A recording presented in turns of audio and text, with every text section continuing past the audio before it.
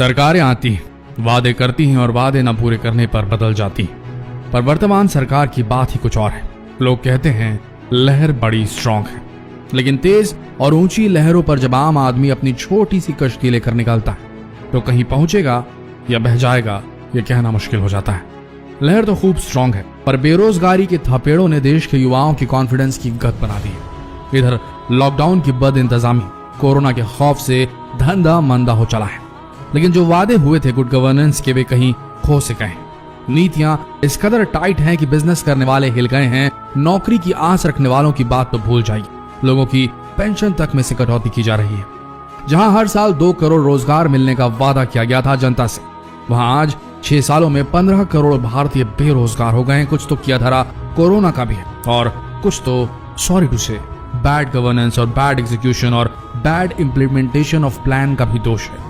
सालों साल ड्रॉप लेकर कॉम्पिटिटिव एग्जाम की तैयारी करने वालों की हालत खराब है, क्योंकि एग्जाम्स ही नहीं हो पा रहे हैं। क्या यही गुड गवर्नेंस है, जहां पब्लिक तंग आती रहे और सरकार रूल्स रेगुलेशन थोपती रहे और मीडिया प्रोपेगेंडा करते हुए लहर को स्ट्रांग बनाए रखे? नई नौकरियों की बात ही छोड़ दीजिए, लोगों की पुरानी नौकरियां भी जा चुकी हैं, लेकिन फिर भी लहर स्ट्रांग है। और इस लहर को स्ट्रांग रखने के पीछे जो लोग हैं उनका कहना है कि कोरोना काल के कारण भारत में बेरोजगारी बढ़ी है, अर्थव्यवस्था लड़खड़ा गई है, उद्योग बंद हो गए हैं, दुकानें बंद हैं और इसीलिए लोगों का रोजगार छिनते जा रहा है। चलो मान लिया, बात कुछ हद तक सच भी है, लेकिन ऐसा तो नहीं है कि कोरोना वायरस सिर्फ भारत में ही तांडव मचा रहा है, बल्कि आज पूरी दुनिया पर कहर बनकर बरस रहा है। तो बाकी देश अपनी अर्थव्यवस्था और बेरोजगारी को किस तरीके से संभाल रहे हैं? अमेरिका की बात करें तो अमेरिकी सरकार हर उस व्यक्ति को घर बैठे पैसा दे रही है जिनका रोजगार छिन गया है, या वह लोग जो लॉकडाउन की वजह से काम नहीं कर पा रहे हैं। और ऐसे कई देश हैं जो इस समस्या से बखूबी लड़ रहे हैं। लेकिन भारत में क्या? पेट्रोल डीजल की कीमतें बढ़ाई पे बढ़ाई जा रही हैं। बस ट्रांसपोर्टर्स जिनकी गाड़ियां महीनों से बंद पड़ी थी बस अड्डों पर, उनसे टैक्स वसूला जा रहा है। जब आमदनी ही नहीं हुई तो टैक्स किस बात का? और देश में किसी राजा का राज है या डेमोक्रेटिक तरीके से चुनी गई सरकार का? आखिर भारत में सबसे ज्यादा टैक्स लिया जाता है, चाहे वो गरीब हो या अमीर, हर एक व्यक्ति टैक्स अदा करता है, चाहे वो इनकम टैक्स से हो, सामानों पर लगने वाले टैक्स से हो या किसी भी तरह का टैक्स हो। हर तरह का टैक्स एक भारतीय नागरिक सरकार को देता है और ये सिलसिला कई सालों से चलता आ रहा है। लेकिन जब कोरोना वायरस जैसी महामारी आती तो सरकारें अपने खजाने का दरवाजा खोलने की जगह भारत के नागरिकों से ही पैसा बटोरने का काम करती, कभी पीएम केयर्स फंड के नाम पे तो कभी किसी और नाम से। और सबसे बड़ी बात यह है कि सरकार रोजगार जैसे अहम मुद्दे पर आंकड़े ही जारी नहीं करती, दुनिया वालों को यह बताना ही नहीं चाहती कि हमारे यहाँ कितने बेरोजगार बैठे हैं। और जब कभी भी बेरोजगारों की आवाज उठती है तब उन्हें 10-20 किलो चावल देकर शांत करा दिया जाता है। अब आप सोच रहे होंगे कि जब सरकार बेरोजगारी के आंकड़े जारी नहीं करती तो आखिर ये आंकड़े आते कहां से? तो आपको बता दें कि 45 सालों से एक संस्था काम कर रही है इस पर, जिसका नाम है CMI यानी कि centre for monitoring Indian economy. और ये संस्था 45 सालों से बेरोजगारी के आंकड़े इकट्ठा कर रही है। उसके हिसाब से बेरोजगारी सबसे ज्यादा है इन सालों में। आज की तारीख में चाहे प्राइवेट सेक्टर हो या गवर्नमेंट सेक्टर, हर कोई बेरोजगारी की मार झेल रहा है। बात करें ऑटोमोबाइल सेक्टर की तो यहाँ पर करीब 30 लाख लोग अपनी नौकरियां गंवा चुके हैं। वहीं रिटेल सेक्टर में 60 लाख लोग अपनी नौकरियां गंवा चुके हैं। रेस्टोरेंट में काम करने वाले कर्मचारियों की संख्या भी कम नहीं है, यहाँ भी 20 लाख लोगों से ज्यादा की नौकरियां जा चुकी हैं। वहीं सबसे बड़ी रियल एस्टेट इंडस्ट्री में 1.5 करोड़ से ज्यादा लोगों ने अपनी नौकरियां गंवाई हैं। ट्रैवल और टूरिज्म में काम करने वाले लोगों का तो इससे भी बुरा हाल है। यहाँ पर करीब 4 करोड़ लोग बेरोजगार हो गए हैं।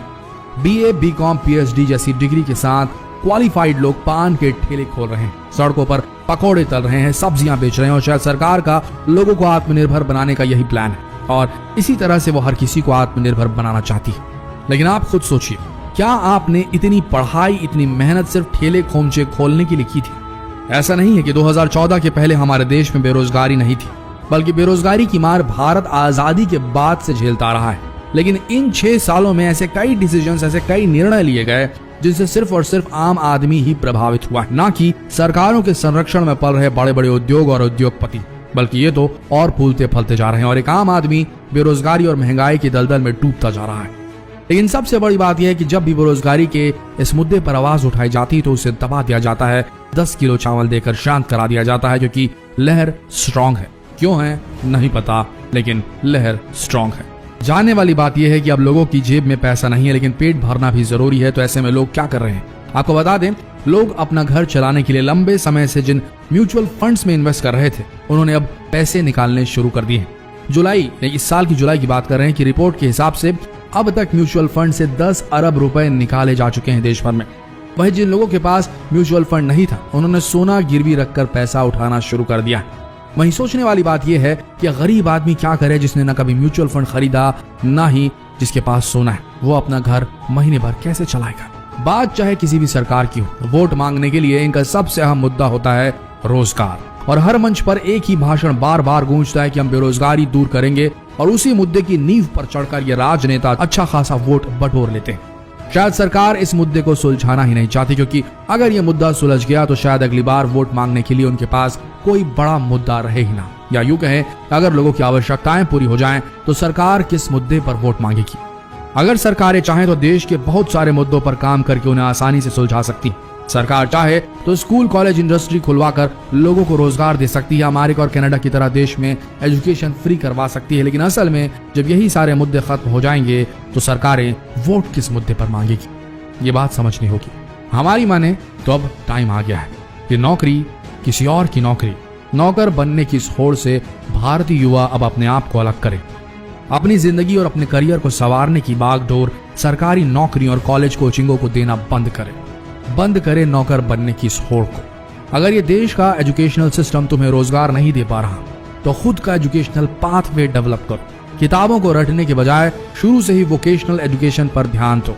वो काम सीखो जिससे कुछ पैसे कमाए जा सके, नौकर नहीं एंटरप्रेन्योर बनो।